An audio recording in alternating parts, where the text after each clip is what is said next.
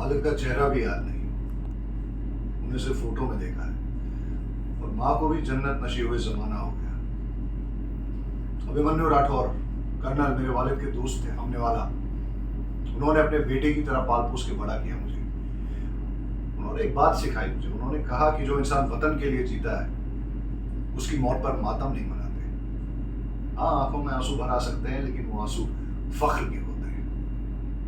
इसलिए अपने वालिद के जाने पे रोया नहीं और ना ही अपने जाने पे किसी को रोने दूंगा।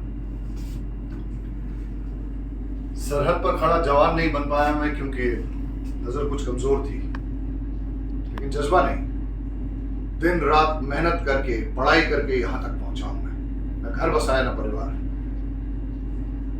वालिद की जो अधूरी जंग थी, शायद उसे पूरा करना चाहता हूं मैं। सरहद पर ना सही, पर यहां रहकर अपने देश को विजयी बनाना चाहता हूं। लेकिन तुम लोगों की बातें सुनकर थोड़ा अजीब सा लगता है। ऐसा लगता है तुम अभी भी रिश्तों की कैद में फंसे हुए हो। तुम्हारे साथ कुछ अच्छा होता है तो हंसने लगते हो, तकलीफ होने लगती हो तो रोने लगते हो। लेकिन रिश्ता अच्छा हो या बुरा, बोझ होता है। इसीलिए आज तक अकेला खड़ा हूं मैं। सरहद पर खड़े जवान की तरह यहां अकेला खड़ा हूं। फर्क सिर्फ इतना है कि मेरे कंधे पर बंदूक नहीं है, लेकिन जिम्मेदारी है, देश की शान को बढ़ाने की जिम्मेदारी। इसलिए मैं आप लोगों से भी कहता हूं, भूल जाओ सब कुछ। अपने आप को भूल जाओ, रिश्तों को भूल जाओ। भूख लग रही है, प्यास लग रही है, थकान हो रही है, नींद आ रही है, सब भूल जाओ और उस जवान की तरह हथियार लेके खड़े हो जाओ और नजर रखो अपने लक्ष्य पर। हम आज हैं, कल नहीं होंगे, लेकिन हमारे होने न होने से कुछ तो फर्क पड़ना चाहिए, हमेशा के लिए। आज भी जब मैं कमजोर महसूस करता हूं तो बाबा से बात करता हूं।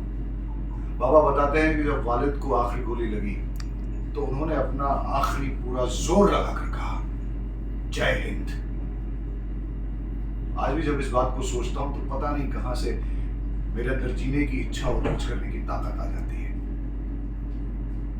अपनी कमजोरियों को कमजोर करो, क्योंकि दुनिया में जितने भी नामचीन बहुत बड़े लोग हैं वो सिर्फ हमारी तरह है। फर्क बस इतना है कि उन्होंने कुछ पा लिया है और हमें कुछ हासिल करना है, बस।